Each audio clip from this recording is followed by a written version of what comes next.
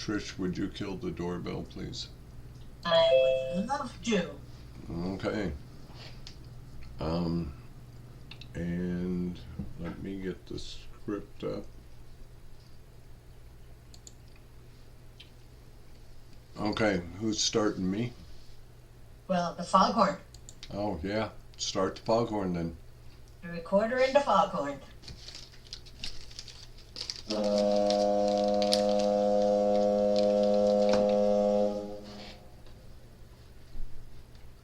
Okay. um, Good evening, family. My name is Jamie, very grateful recovered alcoholic, and welcome to the Lppbbsg Primary Purpose Big Book Study Group. Our study follows a 96-week cycle that begins on the title page and continues through page 164. We studied the spiritual experience in Appendix 2 3 times when the asterisk refers us to there. We also study the Dr. Bob's Nightmare and the 12 Traditions. We close our study on week 96 by studying the spiritual experience as a standalone meeting.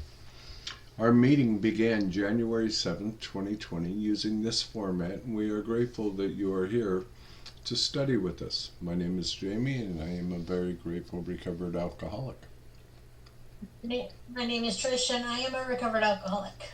Before we begin, please be aware that the first 90 minutes of this meeting will be recorded in audio only for our website podcast and our YouTube channel. If you miss the study portion, you can listen to it online. Study pages will also be listed in the chat. Be sure to check out the information posted in the chat throughout the meeting for other meeting times. And let me get to the chat myself to take a look at something. And tonight's recap will start on page 74 with If We Cannot or Would Not, and end on page 75 with Spirit of the Universe, and that will be read by Larry. And then tonight's study portion will be read by Nikki starting on page 75, returning home, and ending on page 76 with then completed step 7. Do we have any announcements for the greater good of AA or for the group? Oh yeah, there is that. Hi family, my name is Jamie. I am still a grateful recovered alcoholic. That did not change in 35 seconds.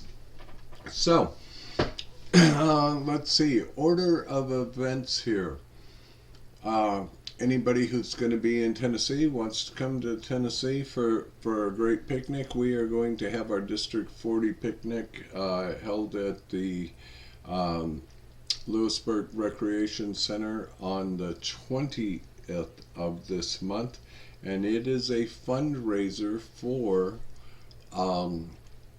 our third quarter assembly as well. Then 4th of July, Picklepalooza right here at my house. So that's a yearly event, and if you want to know more details, get with me or Trish or Larry, because we can tell you a little bit more about that. Then on July 10th, 11th, and 12th, we will be having our third quarter assembly held at the UT Space Center in Tullahoma, Tennessee. This group is part of District 40, and District 40 happens to be one of the 5 districts that is the host committee for this upcoming assembly. So we're going to have a lot of fun. If you want to know more about service work or being on committees, or you would like to become a home group member of this group, just send me or Trish and let us know that you'd like to be, and we'll get some information and make you a home group member. That's all that's required. Okay, Trish, your turn now. Thank you. Please take a moment to settle in and get comfortable. We take our Big Book study seriously, and we want everyone to feel present and connected as we begin. In a moment, we'll take a 3-minute meditation followed by our family's fog light prayer. Then, as we move into the study, please help us maintain a peaceful environment. Please be mindful of background noise when you are unmuted. If you wouldn't do it in a live meeting, please don't do it on Zoom. And also, please stay muted during other people's shares, and we will call on hands in the order that they are raised. From the forward to the first edition of Alcoholics Anonymous. Oh, my goodness, this is something we were just talking about. We of Alcoholics Anonymous are many thousands of men and women who have recovered from a seemingly hopeless state of mind and body. To show other alcoholics precisely how we have recovered is the main purpose of this book and of this group. For the meditation, focus on your breath and posture, breathe in God and breathe out self. Take this time to reconnect with God and release the day. And let's bring the monks in.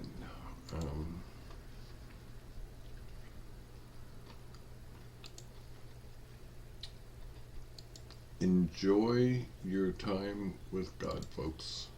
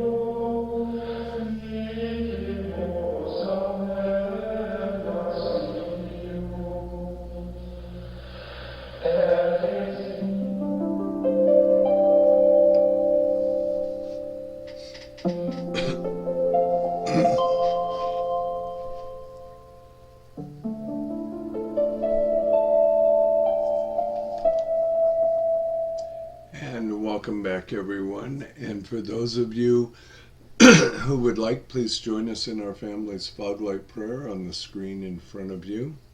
God, let your love shine through us like a fog light, so that those that are lost, sick, and dying can find your love through us. Amen. And let's have our secretary's report. Come on in, Kenny.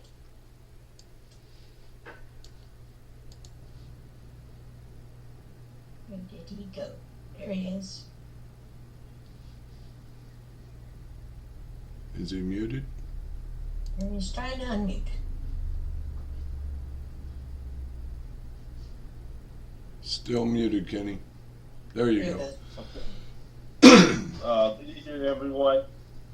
My name is Kenny. I'm your recovered alcoholic secretary. I've asked Jacqueline to read the recovery statement to explain why many in this group identified as recovery. Okay, Jacqueline. Hi everyone, my name is Jacqueline M. and I'm a recovered alcoholic. We are recovered. We are not cured of alcoholism, recovered but not cured. That presents a conflict to some alcoholics. If we were cured, we would be able to drink responsibly. No, we are not cured. The allergic reaction to alcohol will remain with us for a lifetime, but we have been restored to sanity. That was the problem. The main problem of the alcoholic centered in his mind rather than in his body. Page 23. We are now sane where alcohol is concerned. Consequently, we have recovered. Thank you. Thank you, Stephen. Hi again, my name is Kenny. I'm your alcoholic secretary, recovered alcoholic secretary. We meet every Tuesday at 5:30 Central Time for fellowship, 6:30 p.m. Big Book study. Chat is disabled during the study so people can focus. From the forward to the second edition, page XX, of alcoholics who came to AA and really tried, 50% got sober at once and remained that way. 25% sobered up after some relapses. And among the remainder, those who stay with AA showed improvement. Okay, anybody joining the meeting for the first time, please raise your hand and welcome. Welcome, Sam. Glad to have you. And looks like Jacob may be also. Welcome, both of you. Glad to have you with us tonight. Okay. Welcome. Now a show of hands for the recovered alcoholic. These are your potential sponsors.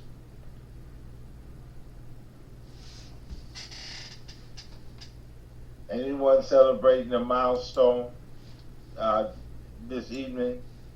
Share the screen, show person. Anybody?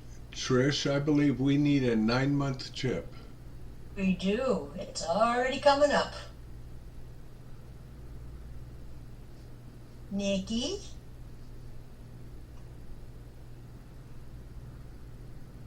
Oh my goodness, that's beautiful. That's really Congratulations. beautiful. Oh, Congratulations. sign up. Huh? Now look at Steph's screen. She's got a sign for you. Oh my God, congratulations. Okay, thank you. Thank you, everybody. If you need a big book, we can send a large print copy. Please let us know by the chat after the meeting. Please practice the 7th edition using the link in the chat. We encourage you to get a big book and work with an untreated alcoholic. Thank you. See you next week. Thank you, Kenny. Kenny, and thank you, Nikki. And from There Is a Solution, the tremendous fact for every one of us is that we have discovered a common solution. We have a way out on which we can absolutely agree and upon which we can join in brotherly and harmonious action. This is the great news this book carries to those who suffer from alcoholism. This is an open meeting and everyone is welcome. You're not required to identify yourself if you don't want to. Your anonymity will always be protected, and we ask that you protect ours also.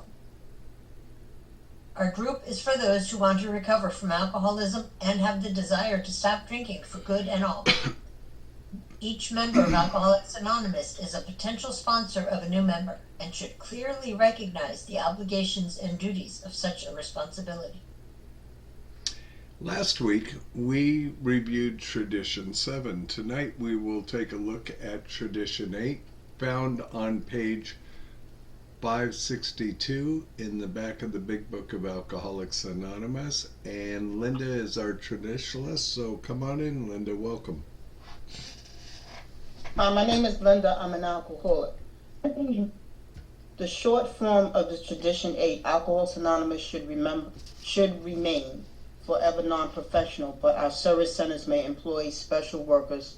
I'm going to turn my volume up. Okay, and for the long form, it says 8. Tradition 8. Alcoholics Anonymous should remain forever non-professional. We define professionalism as the occupation of counseling alcoholics for fees or higher, but we may employ alcoholics where they are going to perform those services for which we might otherwise have to engage non-alcoholics. Such special services may be well recompensated, but our usual AA's 12-step work is never to be paid for. And referring to page 86 of Tradition 8 in Language of the Heart, July 1948. Throughout the world, AAs are 12-stepping with thousands of new prospects a month. Hold on, put this bigger for myself to see. A month. Between 1 and 2,000 of these stick on our first presentation. Past experience shows that most of the remainder will come back to us later on, almost entirely unorganized and completely non-professional. This mighty spiritual current is now flowing from alcoholics who are well to those who are sick. One alcoholic talking to another, that's all. Could this vast and vital face-to-face ever be professionalized or even organized? Most emphatically, it could not. The few efforts to professionalize straight 12-step work have always failed quickly. Today, no AA will tolerate the idea of paid AA therapists or organizers, nor does any AA like to be told just how he must handle that new prospect of his. No, this great life-giving stream can never be dammed up by paid do-gooders or professionals. Alcoholics Anonymous is never going to cut its own lifelines. To a man, we are sure of that. But what about those who serve us full-time in other capacities? Are cooks, caretakers, and paid intergroup secretaries AA professionals? Because our thinking about these people is still unclear, we often feel and act as though they were such. The impression of professionalism subtly attaches to them, so we frequently hear they are making money out of AA or that they are professionalizing AA. Seemingly, if they do take our AA dollars, they don't quite belong with us AAs anymore. We sometimes go further. We underpay them on the theory they ought to be glad to cook for AA cheap. Now, isn't this carrying our fears of professionalism rather far? If these fears ever got too strong, none but a saint or incompetent could work for Alcoholics Anonymous. Our supply of saints being quite small, we would certainly wind up with less competent workers than we need. We are beginning to see that our few paid workers are performing only those services, tasks that our volunteers cannot consistently handle. Primarily, these folks are not doing 12-step work.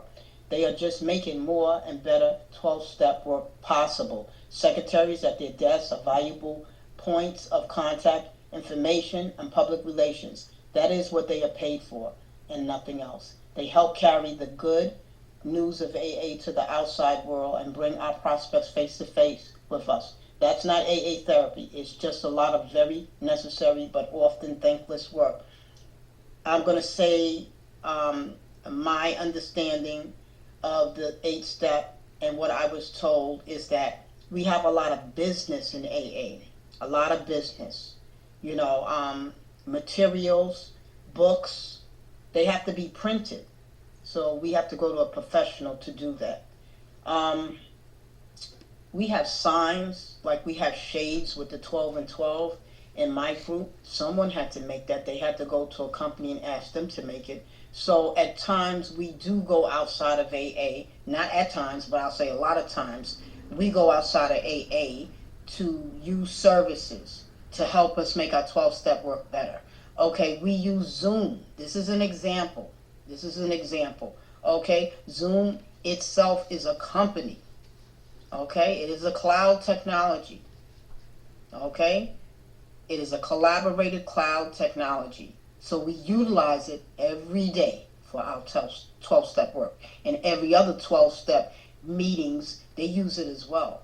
Companies use it. Corporations use it. You know, Google Meet, Microsoft Teams, and Zoom, they're all collaborated, you know, what you would say, cloud technologies. And we utilize them so we can have our 12-step meetings, okay? Zoom we didn't turn around and hire Zoom and say, okay, you're going to do 12-step work. We didn't, it's two separate things. Can we use your platform so we can have 12-step meetings? Sure, you can use it for whatever you want. Just pay, you know, just subscribe and that's it. What you're using it for, that's your business, you know? There was a lady that I sponsored and she said, well, you know what? I have a therapist that's in AA and she has 15 years of sobriety and she has 12 steps. So therefore, I don't need you to be my sponsor because she's in the 12 step. No. It says it right in here. It says it right in here. 12-step work is not to be paid for. That woman, whoever her therapist is, has to either be her sponsor, then she can't be her therapist, or be her therapist and she can't sponsor her. One man told me, he said, I'm a lawyer. He said, and the 8th step says, we are non-professional. He said, so the minute my sponsee asks me for legal advice and I charge him, I am no longer his sponsor. Then I'm his lawyer. We can't mix the two up. We can't. And it says it right here in Language of the Heart. It breaks it down. So that's my take on it. Thank you very much for allowing me to do service. Thank you, Linda. Thank you for your service tonight. And now it's time for our weekly segment of That Ain't in the Book. We hear things in meetings that can't be reconciled with what the big book has to say. And for tonight's topic, that is one of those things that gets said in meetings, is you're in the right place. So Joanne's going to come in and tell us what it has to say on page 95 in the 4th paragraph. Welcome, Joanne. Thank you. My name is Joanne. I call. Like you said, if he think he can do the job in some other way, I prefer some other spiritual approach. Encourage him to follow his own conscience.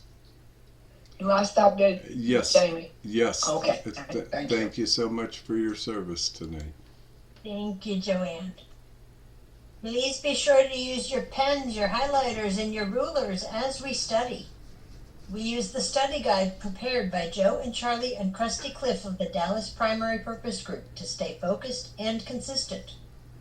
We read the material once, then we dissect it through the question and answer format. After tonight's study is read, we will ask questions from the imaginary podium.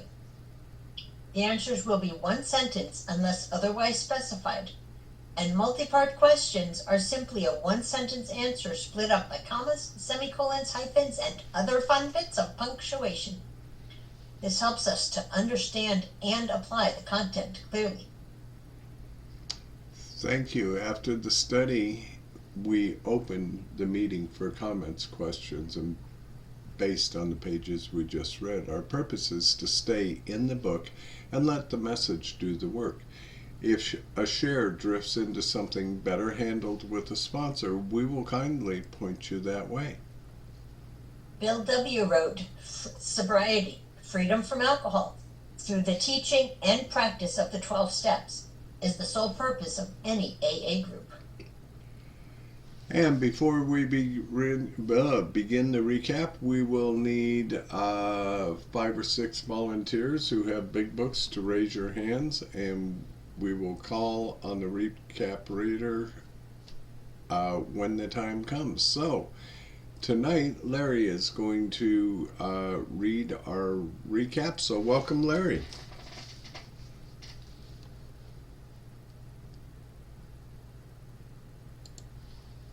Hey, I'm Larry, and I am an alcoholic, and this is our recap, page 74. If we cannot, or would rather not do this, we search our acquaintance for a closed-mouth, understanding friend. Perhaps our doctor, our psychologist will be the person. It may be one of our own family, but we cannot disclose anything to our wives or our parents which will hurt them and make them unhappy. We have no right to save our own skin at another person's expense. Such parts of our story we tell to someone who will understand yet be unaffected. The rule is we must be heard on ourselves, but always considerate of others. Hard on ourselves, but always considerate of others. Notwithstanding the great necessity for discussing ourselves with someone, it may be one is so situated that there is no suitable person available. If that is so, this step may be postponed.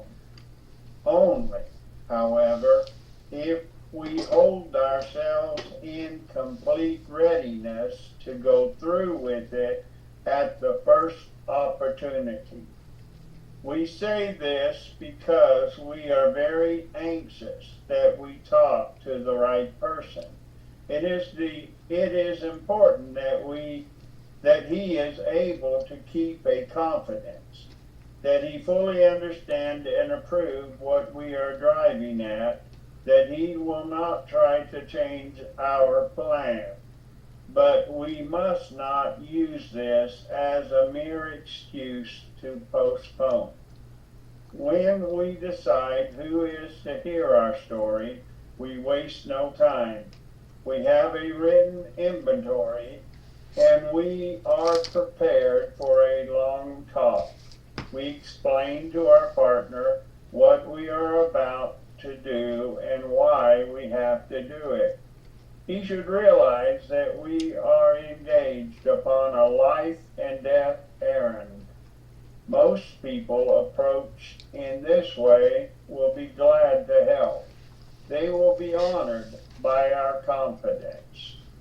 We pocket our pride and go to it, illuminating every twist of character, every dark cranny of the past.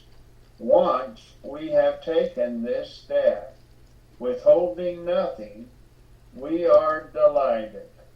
We can look at the world in the eye. We can be alone at perfect peace and ease. Our fears fall from us. We begin to feel the nearness of our Creator. We may have had certain spiritual beliefs, but now we begin to have a spiritual experience. The feeling that the drink problem has disappeared will often come strongly. We feel we are on the broad highway, walking hand in hand with the Spirit of the universe.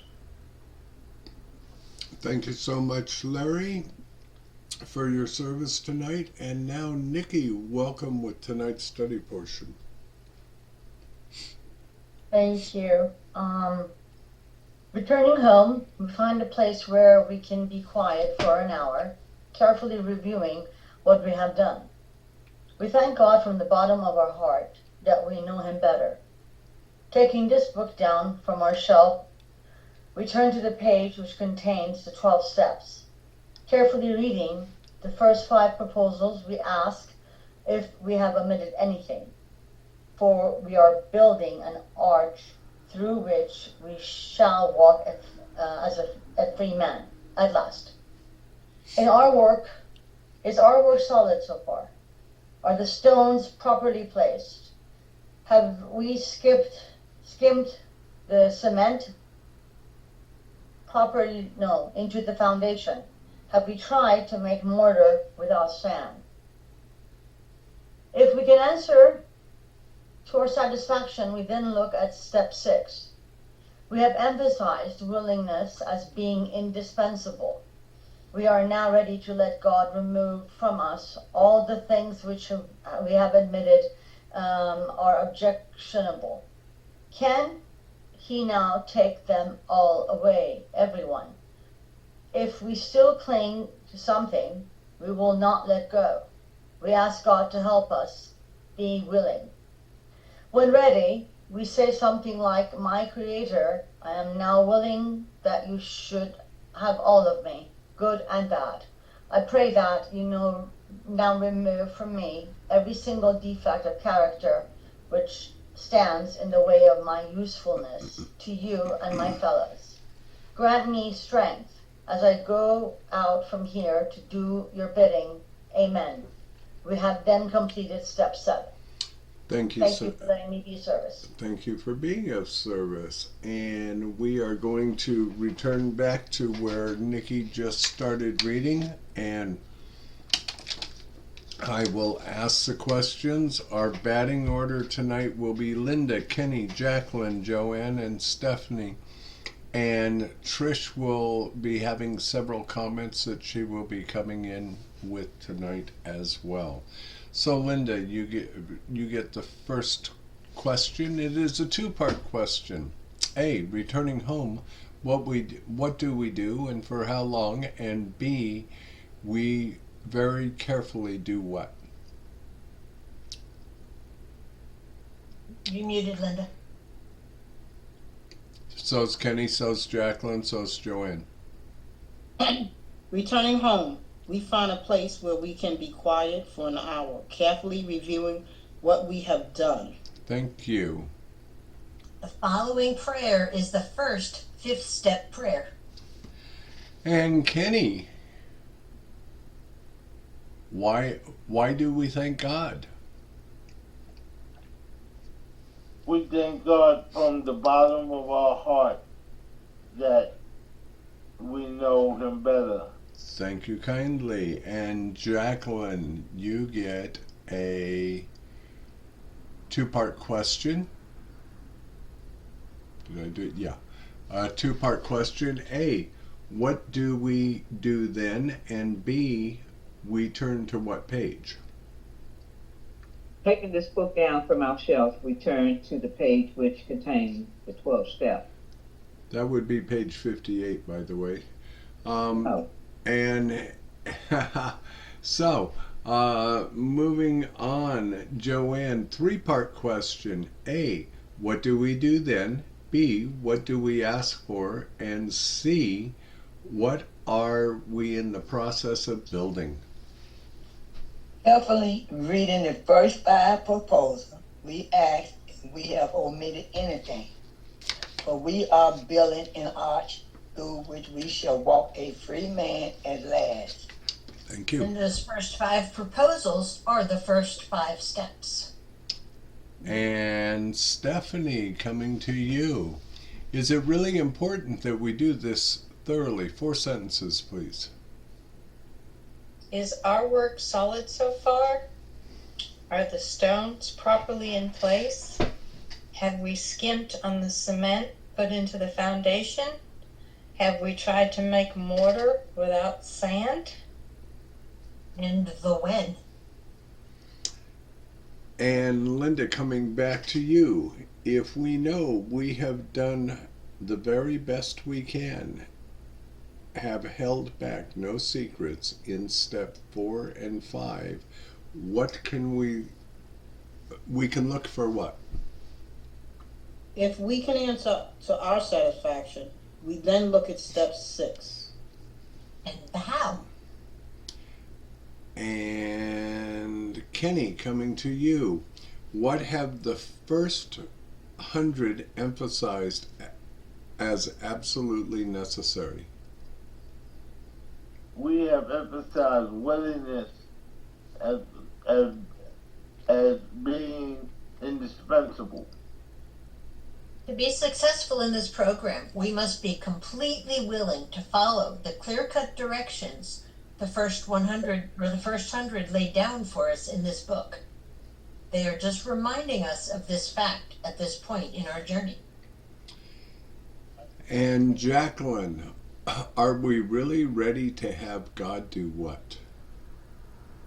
Are we now ready to let God remove from us all of the things which we have omitted are objectionable. The what? And Joanne, coming to you. What question is running through our mind at this point? Can he now take them all, everyone? The following is the sixth step prayer. And Stephanie, you get the next line. If we have one or more character defects we are unwilling to part with, what do we do? If we still cling to something we will not let go, we ask God to help us be willing. If we truly have the willingness to continue our study of the steps and apply them to our lives, then we are ready. And that brings us to the how. And Linda, coming back to you. When we are ready, what do we do? Read to the colon. When ready, we say something like this. My Creator. No, that's it. Just to the colon. Okay. Thank you. Kenny, what parts of our lives are we willing to let him take? I am now willing that you should have all of me. No. Good and bad. One line before that, my Creator. My Creator, I'm now willing that you should have all of me. Every single defect of character. Nope. Withstand. Nope. I just finish that one sentence, Kenny. My Creator, I'm now willing that you should have all of me. There's 2 more words. 3 more words. At least they're in my big book. I'm now willing that you should have all of me. Good and bad. That's it. Thank you. And Jacqueline, what do we ask him to remove? I pray that you now remove from me every single defect of character which stands in the way of my usefulness to you and my fellows. And Joanne, we ask him to grant us what? Grant me strength as I go out from here to do your bidding. Thank you. Amen. And Stephanie, you get the final question. How do we know we have completed this prayer? Amen. That's Yeah, it. Ben. That's it. Okay. Amen. And a comment. Review the formal prayer on page 63 and notice what was not concluded. There was no amen after the third step prayer. The amen in the seventh step prayer brings the cycle of 5 steps to a conclusion. These may be considered as a single prayer, including the prayers in steps 4, 5, and 6. To learn what it is, we must be willing to have him remove and promise him that we have the willingness to do our part. We can then ask him to do his part. And there's one more question that answers the what. And that would be for Linda. What more do we do with step 7? Now we need more action without No. Oh, where? It's right after the amen. Oh, right after it, we have then completed step 7. Very good. Thank you, folks. Well done. Thank you for your service tonight. Now the meeting is open for comments, questions, observations, spiritual experience, defiance. I don't know.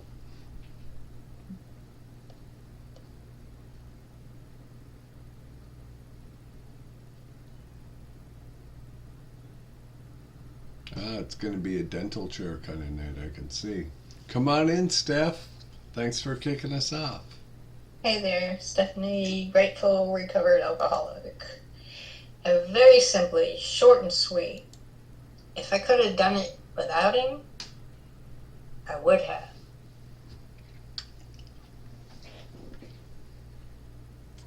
Oh, that was it, huh? Short and sweet. That's it. All right, thank you. Feel free to come back and double dip. I'll come in. I'm Trish and I'm an alcoholic. Hi, Trish. You know, and it's amazing the things I find in this book that I did not see the first time I did my fourth and fifth step. But I was also not doing them with very strong sponsorship guidance. Did I thank God that I knew him better? Yeah, from the bottom of my heart, not really. But then that next line, I did not take the book down from the shelf and review steps 1 through 5 to make sure I omitted anything. In fact, I was absolutely 100% positive that I had intentionally omitted something because I still had such shame and guilt about a few things that I wasn't going to tell anybody anything. So I had to have an understanding of this step, or of the 6th step and the 7th step, asking God to remove my shortcomings and my defects, in that case the shame, before I was willing to go back and do a 4th and 5th step on those things that I swore I was going to take to my grave and never tell anybody. Because without that willingness, I wasn't able to move forward in the steps. But while I was still living in that shame, I couldn't get that willingness because I wasn't going to tell you nothing. But then I did reach that point eventually where I was willing to let God remove all the things that I admitted were, that we had admitted, or I had admitted were objectionable. But there were some that I still wanted to hang on to because frankly I enjoyed some of them. But I found over time, as I let go, as I became willing to let go, that even those that I found I enjoyed, I really didn't enjoy so much anymore. And I realized how they were getting in the way of being of service to God and to other people. Because when I'm hanging on to things that get in my way, I can't effectively 100% serve somebody else.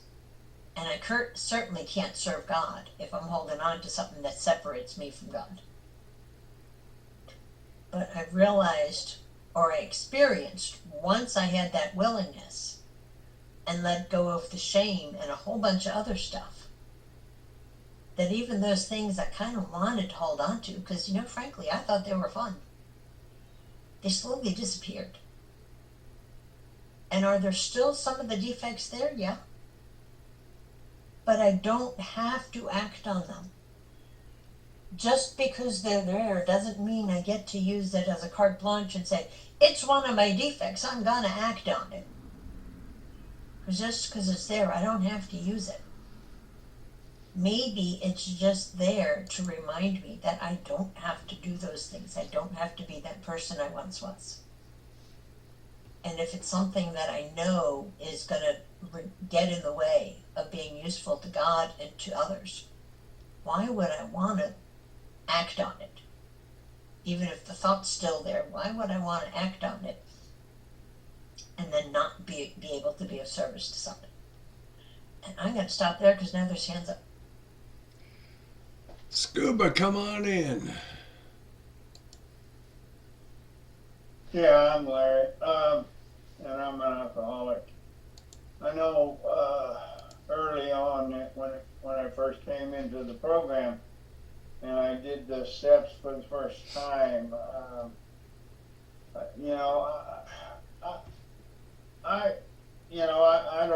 I'm sure I probably wasn't, there were secrets I wasn't going to tell anyway, in my 5th step and what all.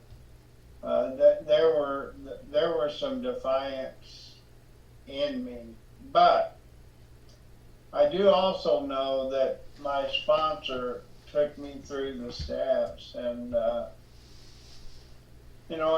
went through the first and the second, and but when we went through the 4th and we got to the 5th, man, I think think it was probably 2 weeks later when he got around to take me through the 6 step, when we did the 6 step. And then I went on back to my house, and I think it was a week or 2 weeks, we did the 7th step. And why he did it like that, I don't know. It just, and I did. I prayed. I think we prayed. He said, "Repeat after me," I think is how he had me do it. And I repeated, and didn't get a whole lot of different things out of it. And that was kind of the deal. But it wasn't until my last sponsor that I really got this idea of what the 5th, 4th, and when the promises of the 5th step came out, and he shared, and I wasn't so afraid. It just didn't. It kind of. I wasn't willing at that time to share with them at that moment, to share my all in all.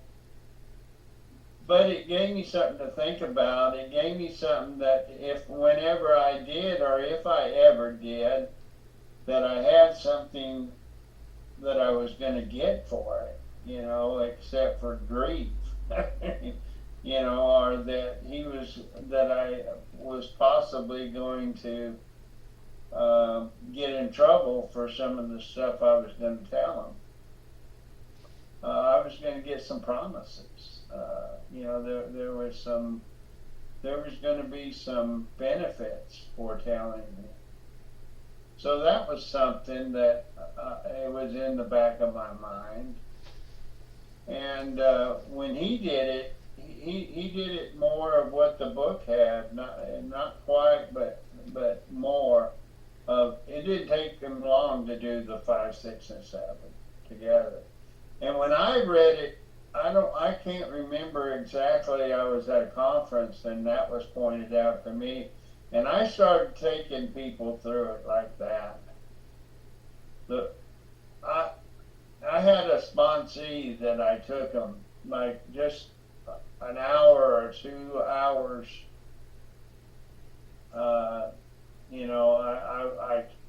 I want you to think, and I want you to look at your foundation. I want you to make sure that you haven't got cement, and you didn't put sand where there was supposed to be mortar. And I want you to look and make sure that you did everything right on 4 and 5, and that you did your 1st and 2nd and 3rd step right, and everything was in order. And then we're gonna do the 6th step, right away. And then right after that, I took them through the 7th. I took them through the 6th step, and then I took them through the 7th step prayer, and it was just boom, boom, boom. And then he called me with just smiles the next day of what he felt. And I'll never forget that guy, because that guy died in just a few weeks afterwards, with being sober, being happy, being joyful, with love in his heart. And that's what made me, about taking them through those steps, 5, 6, and 7 quickly like that, and what a blessing, and the blessing he got through it like that. I've been doing like that ever since. I don't give them a lot of time. When I saw the benefit of it like that, and it just, you know, yeah, you know, some people maybe not, they don't get the fireworks experience, but they get something because the book says it. And if you do it according to the directions, then they get what the book promises. And I believe that. That's all I got. Thanks, Larry. Linda, come on in. Hi, my name is Linda. I'm an alcoholic.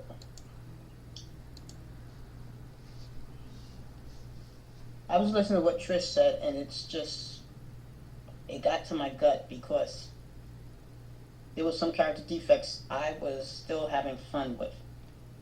All the other ones I had gotten rid of, or I had, you know, moved out of God's way and let Him remove them. But there was one, maybe two or three that I just wanted to keep hold of, and it was psychological. It went back to you know how they say the alcohol is only a symptom. Well, you know, that character defect was only a symptom because there was something much deeper underneath it. And as I said, when my back was against the wall, then I had to really take a look at that character defect. I had to address it. And it wasn't fun no more once I got in trouble with that character defect. That was it. You know, they say you reach your bottom. Any character defect that you keep acting out on and you keep holding on to, you're going to reach your bottom with it. You're going to get in trouble with it. You know, something really bad is going to happen. It's going to happen.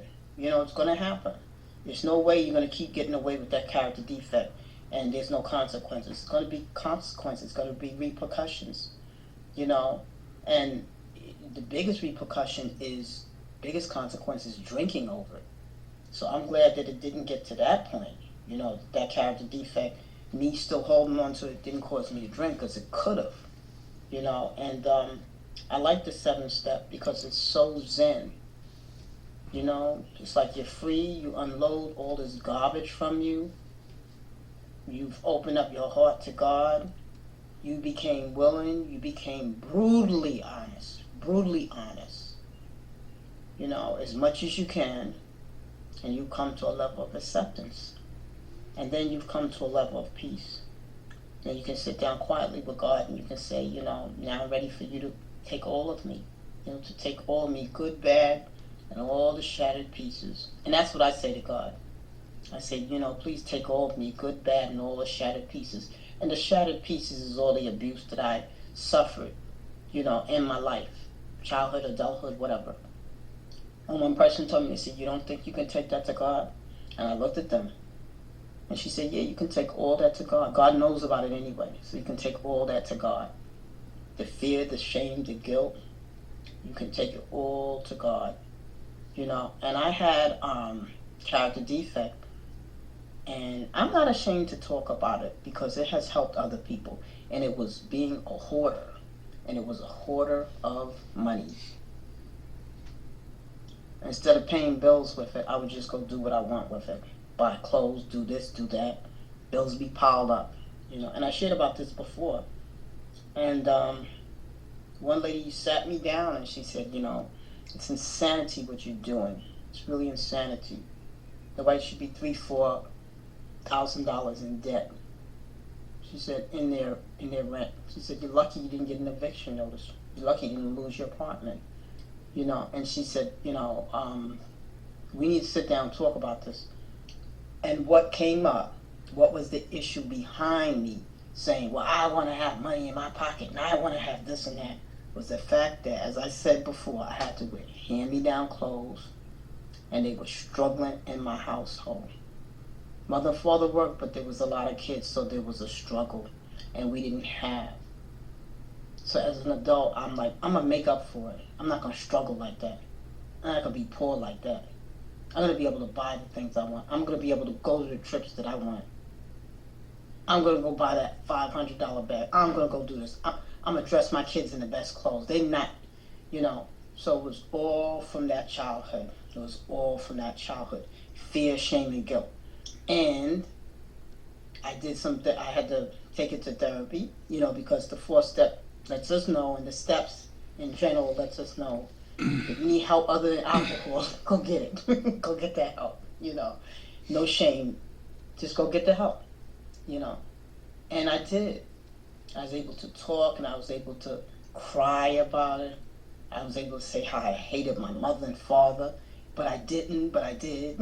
And all of that. I was just able to get it all out.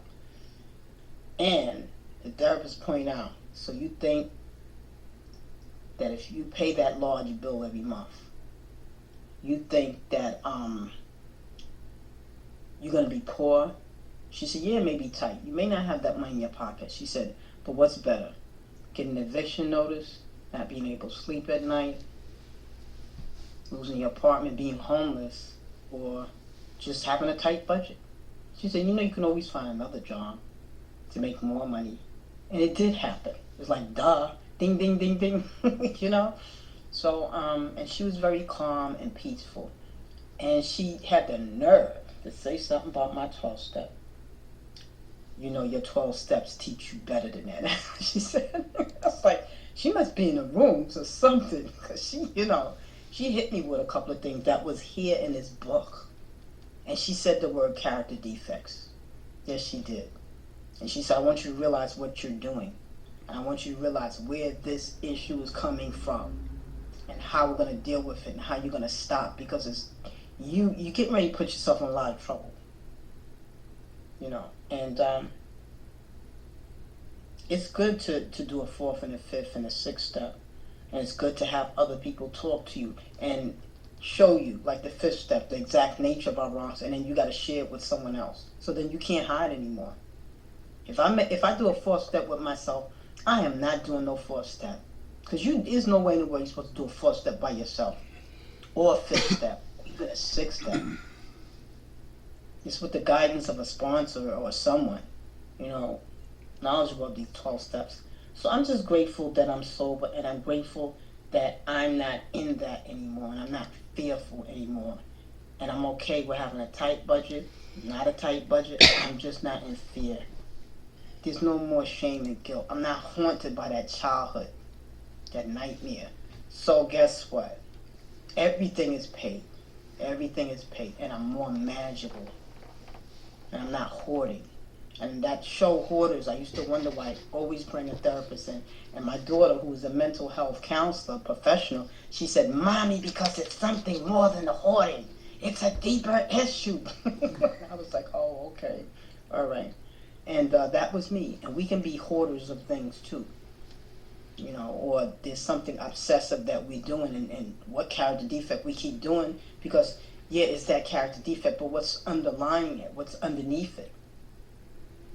It has to be something underneath it for us to be doing that. There has to be a reason why we're doing it in the first place, and that's what this big book tells me. It tells me, it brings it out. I can't hide. If I'm going here every Tuesday, there's no way I can hide.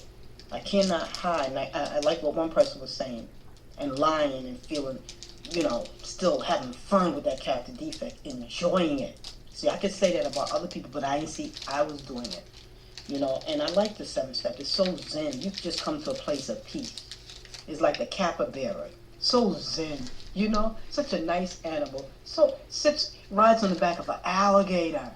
Woo! So I'm grateful for these steps.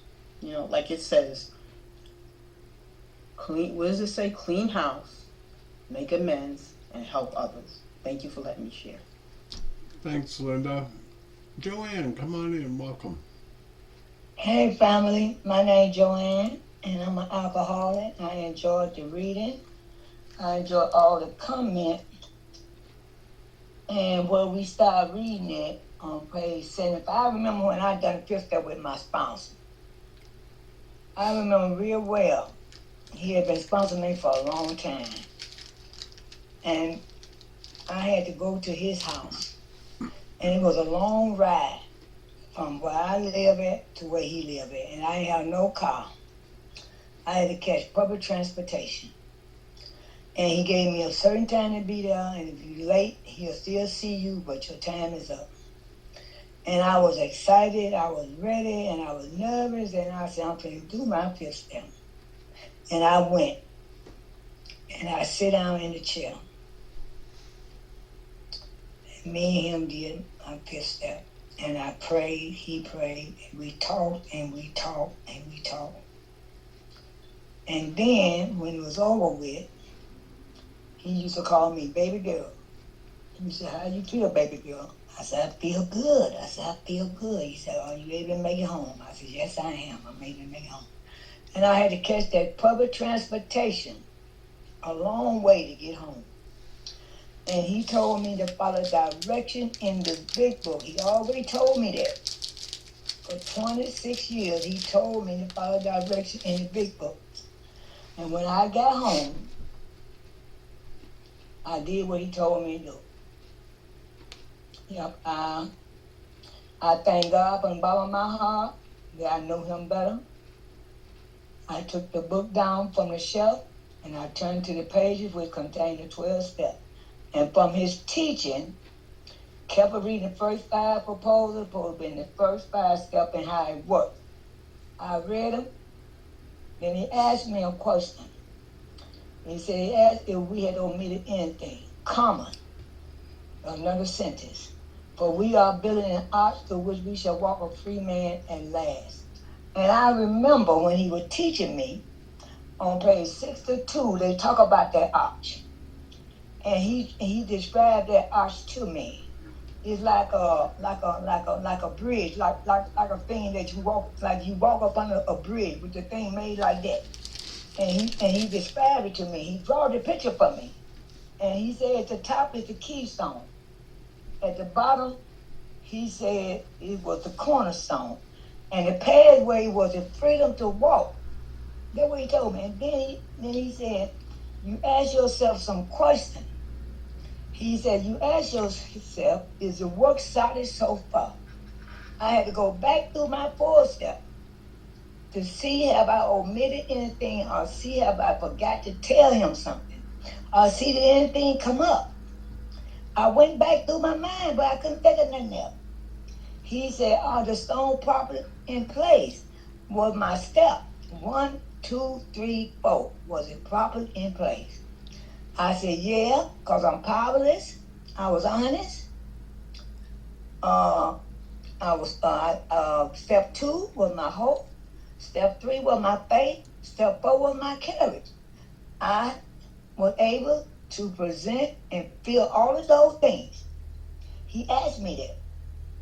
And then he said, have we skipped over the cement put into the foundation? What was my house built on? What was my step built on? Was it built with a foundation of God? Or was it built with a foundation of Joanne? It was built on God.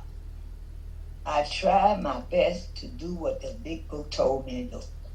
And I was able to do it. Then he told me if I was able to answer those questions to my satisfaction. We then looked at step 6. And he said, do you have the willingness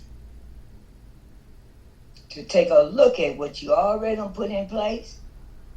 Or do you have a willingness just in case anything come up? Because he said you're alcoholic, right, Joanne? I said, yeah, I'm alcoholic. He said, you might have forgot something. He said, but if you have forgot something, he said, it's okay. He said, but do you have the willingness, if you have forgot something, to take a look at it, pray about it, call me, or call somebody you trust? I said, yeah, I got the willingness. He said, how you going to get willingness? I said, I'm going to pray to my high power for willingness. I said, I can't do it on my own. I learned that when I got here, that I cannot do it on my own. Because if I was able to do it on my own, I would not be in the room with alcohol now. So my willingness had to come from a power greater than myself. And then he asked me some questions. He said, ask yourself these questions. Are you ready? I said, yes, I am. Now look, at the time I'd done my 5th step, I was ready at the time of my sobriety. I'm more ready now because it's 30 years, 31, no, it's 29 years later now. But at the time when I took the fifth step, I was ready. And I didn't have to drink about it. I didn't have to do none of that stuff. And it carried me until I was able to process some more things and continue with my recovery. At the time, the stone was in place. My step was in order. I knew to my innermost self that I'm an alcoholic. I found out, I got my faith in the third step, I got my hope in the second step. I found out in my fourth step that I had a lot of resentment against family members, loved ones. I had a lot of resentment. I had a lot of fear. I had a sexual inventory. I had the harm done to others. I had all of that, but I talked about it in the fifth. I got free. And when I walked out that door from my sponsor, I felt good about myself. I'm not ashamed of what happened to me now. I'm not ashamed of what I done. I found out why I did it. I found out why. I was drunk. Some of this stuff wasn't my fault. The way they treated me when I was a little girl, I wasn't able to protect myself, and I blame my mama. I had to learn how to forgive her. All that came afterwards. But they not talking about what came afterwards. They talking about this is what my sponsors taught me. They talking about what you doing today or what you doing now for your kids. That got nothing to do with afterwards. Because we don't live in afterwards. We don't live in yesterday. We live right now. How can you get free? How can you feel what they're talking about? That freedom that you get from your fifth step. And I was able to walk out of there by myself. Had to go a long way home on the CTA bus by myself. I was crying, I was scared, but I was happy. And I thank God. I thank God I wasn't no more shame. You can't tell me I'm a crackhead no more. You can't tell me what I used to do and hold it against me. You cannot call me out my name and make me think it's real. No, you can't do that no more. I got free. I let it all go. Yeah. I got free. That was the purpose of it. I can walk up under that arch. I can walk anywhere I want to go. I can go where I want to go. I can face the judge. I can face people today. All because I took the necessary step. But anyway, let me stop because I can go. I love this. I love this meeting. I enjoy this. I love Big Book. I keep coming back, y'all. I keep coming back. Thank y'all. Thank you, Joanne. Good to have you with us. Jacqueline, good evening. Welcome. My name is Jacqueline M, and we can close it in usual manner. Joanne didn't say it all. It's been some good shares. It's been some good shares. I don't know. Sound like Joanne and I had the same sponsor. But what came to mind when I was reading this, and I'm glad that we take this line by line, and then we y'all asked us the question and we answered. Because right here it well, same thing with me with my fifth step. First of all, that was a form of humility for me to sit in front of another human being and, to the best of my ability, to share what I wrote on my fourth step, where I just knew that I was going to take all of this stuff to the grave, that I had pushed so neatly underneath layers and layers and layers and layers of carpet, But it seems as though that each and every one of these steps was asking more of me. And we talked about conceding to our innermost self. We talked about the cornerstone, but here again, now it talks about the arch, and it talks about the foundation. Because they told me anything that if you have a faulty foundation, Just like if you building something, if the foundation is faulty, it's going to collapse eventually. If it's faulty, if it has a crack in there, it's going to collapse. But here again, when I sat down with my sponsor, I'll never forget. We said a prayer. And that was the first time in my life that I shared with another human being my story.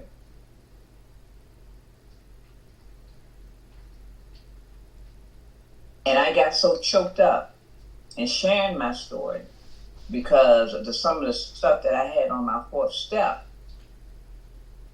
I didn't want to share. And my sponsor knew it. And my sponsor began to share a little bit about herself. And it gave me some ease and comfort. And after she shared a little bit about herself, it gave me some ease and comfort. And I began to share about myself, reading what was on that thing. But here again, it was a peace that I cannot describe that came over me, that I felt the nearness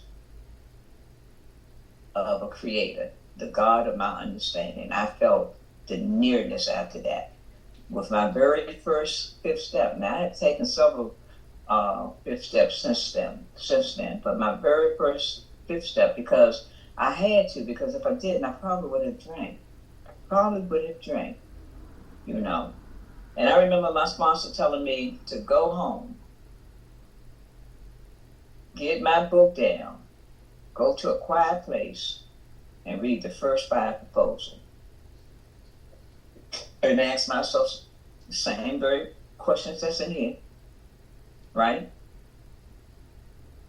And it's just carefully reviewing the first 5 proposals. We ask ourselves, have we admitted anything, or we are building our arch?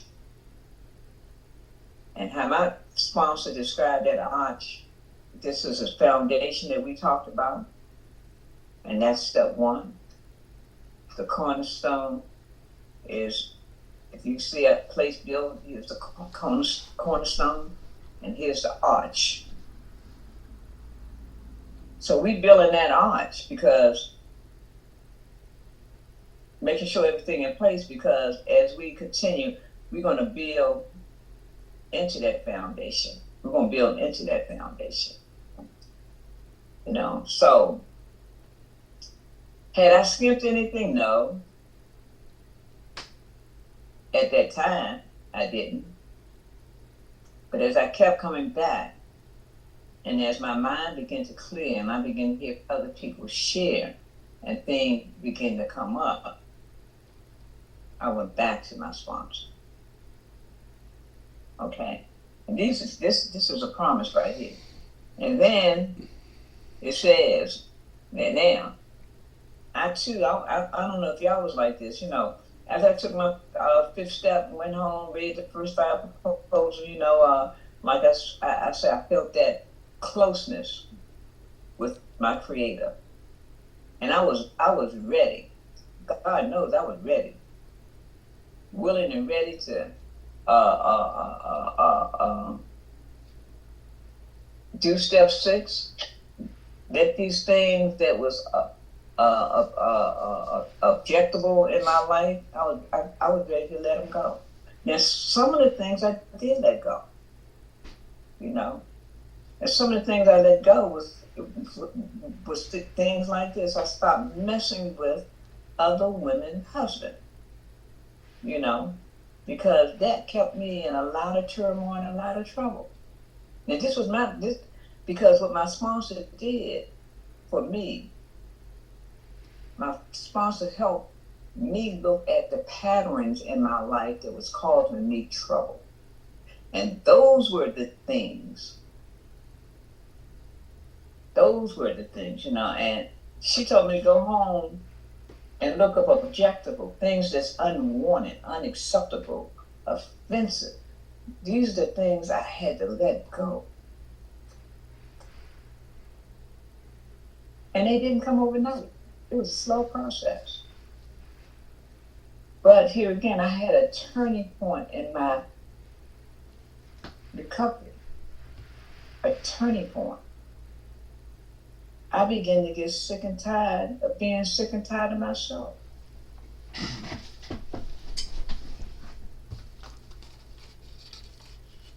And then that's when I realized that I couldn't change me. I had to go to that 7th step. And I was told to read that 7th step. You know. My Creator, I am now willing. And I was willing, even though I was still practicing some of the bad stuff, but I was willing. I was willing that you should have all of me, good and bad, the good and the bad. I pray that now you remove every single defect of character which stand in the way of my usefulness to you, God, and my fellows. Grant me strength. Grant me the strength as I go out here to do your bidding, you know. And it took a lot of, what I want to use, resistance, because I was so used to doing the things that I wanted to do. But I had to stop doing what I wanted to do and do the things that I didn't want to do. So I had to work against self. You know, if I wanted to call up them married guys, I had to work against myself. I had to throw myself into the program. I had to throw myself into working with a newcomer. You know, I had to work against being dishonest. You know, I had to work against these things. And like I say, it was not an overnight matter, you know. But I tell you one thing, and it talks about it, don't talks about it here in the big book, but it talks about it in the 12 and 12. And God can wash you as white as snow. However, it says this, and I'm not saying it, and I'm gonna shut up after this. However, it said, you know, and I realized I didn't have to be beaten and bludgeoned, you know, into humility, you know. But it says it right here on, you know, page 65 in the 12 and 12. If we ask, God will certainly forgive our dereliction, our failures, but in no case He render us white as snow and keep us that way without my cooperation. I had to do some work. You know, we into action, man. I had to do some work. It says this is something we are supposed to be willing to work towards ourselves. He asks only that we try as best we know how to make progress in the building of character. Because when I got here, I had no character, you know, no integrity, none of that, you know. But today, I love my soul to life, you know. And I thank God these steps are the way they are designed. You know, I can't work step 1 and talk about, you know, step 11, even though all through the book there's prayers. We sit and we be still. You know, so today I do live in 10, 11, and 12, but we're not there yet. But what we're doing here is building the arch, freeing ourselves. We can look the world in the eye. I don't have to cross the street when I see somebody. I know who I am and whom I am today. So I just thank God for Alcoholics Anonymous. When I got here, I thought it was all about stopping drinking. But thank God I didn't be before the miracle. And thank God I still keep coming back. Yeah. That's all I had tonight.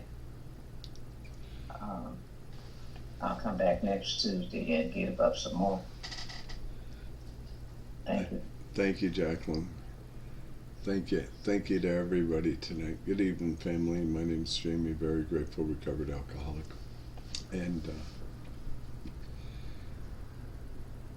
I'm going to backtrack for just a second. Had the joy of spending the weekend at a retreat with my friend Scuba Pickle, and there was we had several meetings and so on, and it was a 3 Legacies weekend focusing on recovery traditions and our concepts. So 3 different speakers, but the first speaker speaking on recovery had talked a little bit about this stuff, and so we had a meeting later that night, just a nice little circle, talking about the 5th step promises. And there's probably close to 15 of us out there. And do you know that maybe 12 out of the 15 tried to evade the subject altogether about the 5th step promises? Which we're a book study. We study the book, we experience the book, we're guided through the book by sponsorship. Sometimes it's good sponsorship, sometimes it's not good sponsorship. But if we take all of the actions and say all of the prayers, we will get to experience all of those promises. So I experienced that with my sponsor, and I did as directed. I went home, I took that hour of quiet time, I took the book down off the shelf, and that was his suggestion, and he said, start reading, and I said, well, when will I know to stop? And he said, you'll know. And it took me through steps 6 and 7. And I knew that at the end of the Amen at step 7, that was the time to stop. This is the only place I deviate from the book when working with others, because when people come to my house or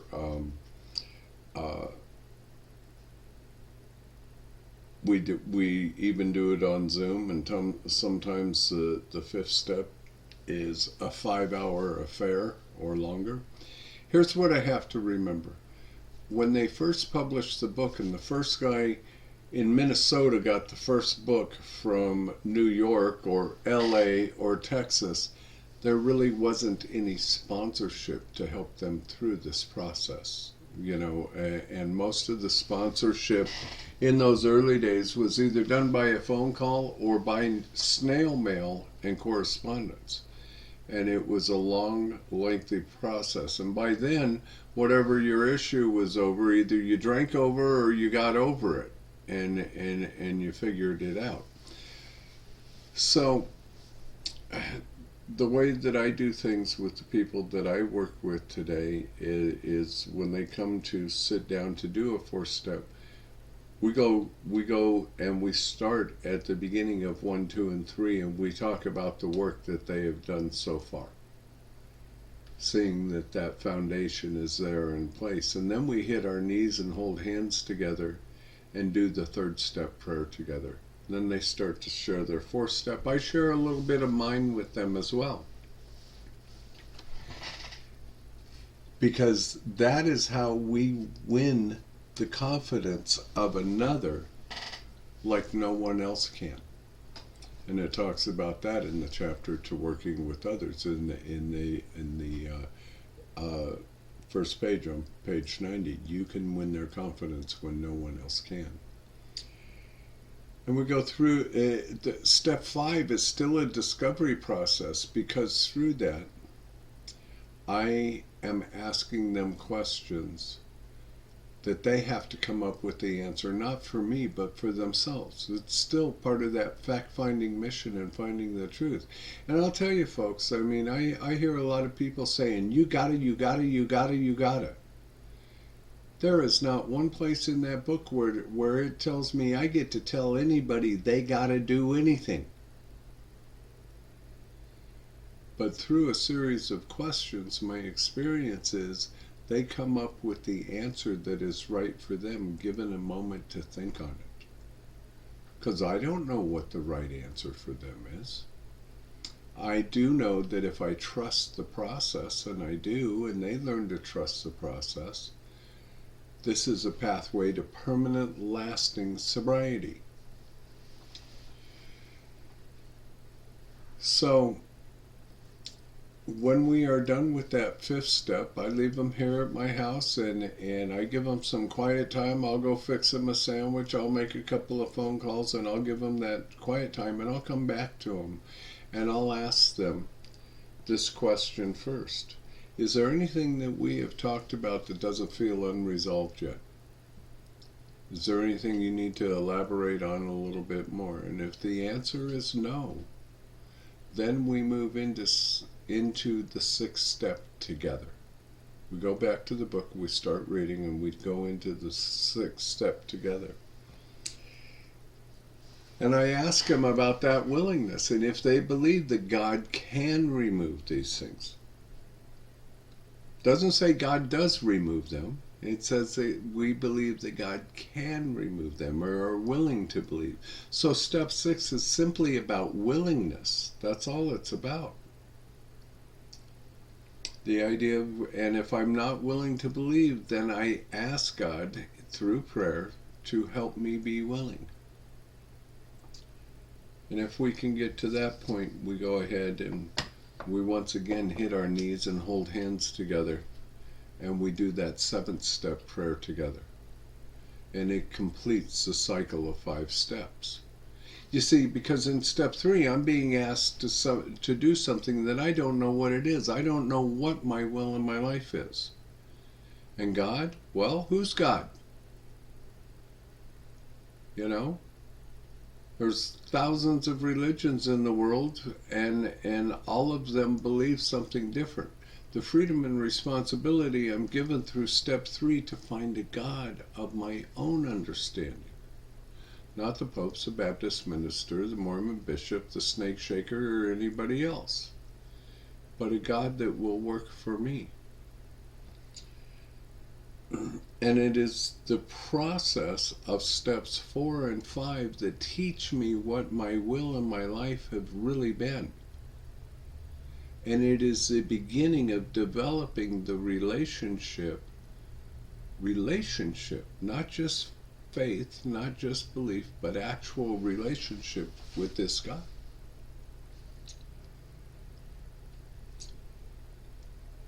And we go through this process, and I can't think of anyone who's ever come to my house and not had a spiritual experience going through the work this way. It has been life-changing for them. Now, we read tonight 2 very important things at the end of step 7. The Amen, and it says we have then completed step 7. Now, any of y'all ever sit in a meeting and listen to somebody say, well, I'm working on this defect of character, and I'm working on that defect of character? Where the hell does it say I get to do that? It doesn't say anything about me working on my defects of character. Because when I say that prayer and I ask God to remove every single defect of character which is of no use to him or my fellows, it means I don't get a choice in my defects of character anymore, because I don't know what is or isn't of use to God. And here's what I believe. Some of those defects of character don't shine like they used to. Still capable of it, but they don't. And I believe that God will leave some of these things in me, and I'll take them to my grave, or at least till my last breath, because God is keeping me in a place of remaining teachable. And if I remain teachable along the journey as I work with others, I will get to experience moments of humility on the journey. Because I would never claim to be a humble person. And trust me, you can be 100% guaranteed that I frustrate and piss off a whole lot of sponsees.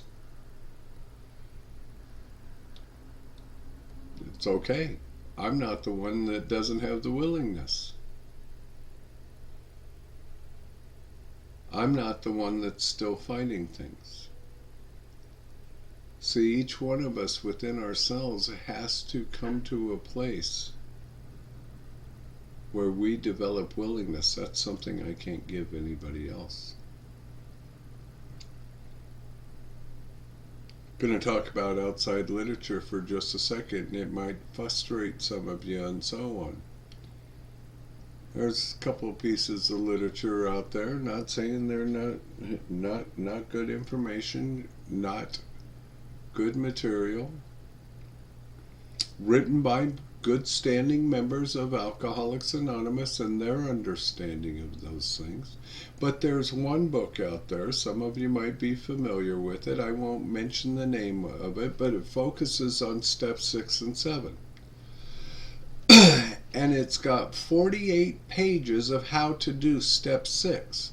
It's got 48 pages of how to do step 7.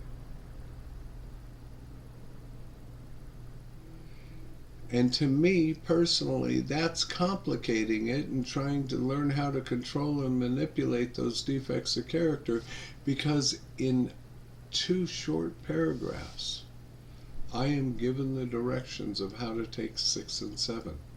Why do I need 48 pages of something else that is not conference approved, even though it may be written by another member of Alcoholics Anonymous, to complicate my life?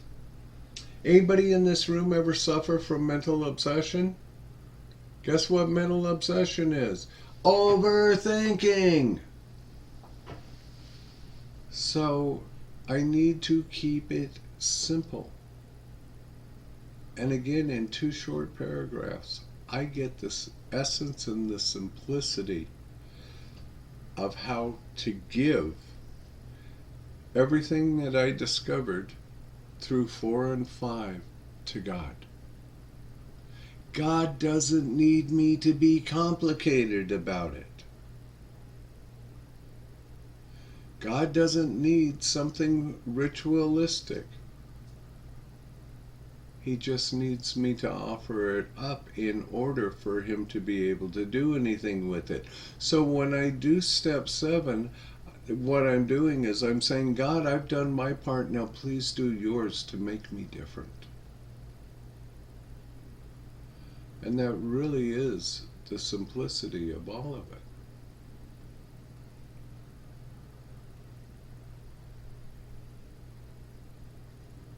So again, I make a decision in step 3 to do something I don't know what it is and I don't know who it is, and it's the process of 4, 5, 6, and 7 that teach me what it is and teach me how to give it to God.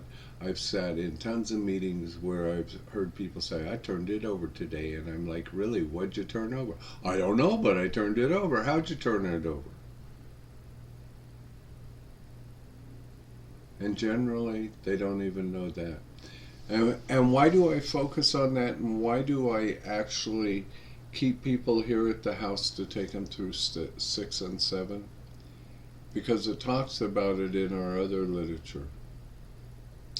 Many people will do 4 and 5, but they avoid 6 and 7. So when I take the time to do 6 and 7 with them, I know that they have done it. And if they still struggle with it afterwards, it's pretty simple. It's something they're still trying to control and manipulate to have the outcome that they want. And maybe we need to go back and visit that work. I will shut up. Thank you all for your time. Trish? Yes. I will read our closing from page 164. Our book is meant to be suggestive only. We realize we know only a little. God will constantly disclose more to you and to us. Ask Him in your morning meditation what you can do each day for the man who is still sick. The answers will come if your own house is in order. But obviously you cannot transmit something you haven't got. See to it that your relationship with Him is right, and great events will come to pass for you and countless others. This is the great fact for us. Abandon yourself to God as you understand God. Admit your faults to Him and to your fellows. Clear away the wreckage of your past. Give freely of what you find and join us. We shall be with you in the fellowship of the Spirit, and you will surely meet some of us as you trudge the road of happy destiny. May God bless you and keep you until then. Thank you, Trish. And small attendance tonight, but great meeting, folks, which goes to show that it is not the size of or the amount of people in a meeting which makes it a good meeting. It's I really enjoyed the meeting too. Thank you, Joanne. It's the content and what we study. So we've got a real special way of closing out around here. Sam, this will be new to you, and I hope you'll come back and join us again. Since we can't circle up like we do in a bricks and mortar meeting and hold hands and pray out, what we do is we all raise our virtual hands or our hands virtually, and we pray together. And after a moment of silence for the sick and suffering, we'll close out with the Lord's Prayer. But I want to touch on one thing.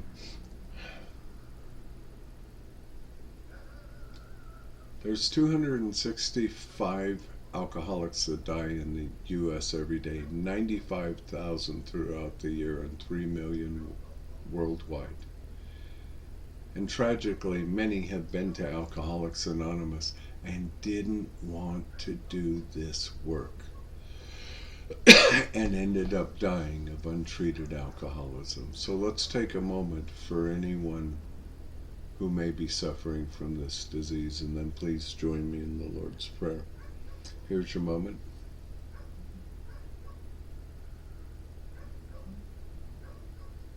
Thank you. And who will take us from shame to grace if we let Him? Our Father, who art in heaven, hallowed be thy name. Thy kingdom come, thy will be done, on earth as it is in the heavens. Give us this day our daily bread, and forgive us our trespasses, as we forgive those who trespass against us. And lead us not into temptation, but deliver us from evil. For thine is the kingdom, the power, and the glory, forever and ever. Amen. Thanks for staying up with us, folks. Come back and join us Thanks, again. everybody. All right, this has been a good meeting. Glad you're all here. Thanks for all the shares tonight. Jamie, I just wanted to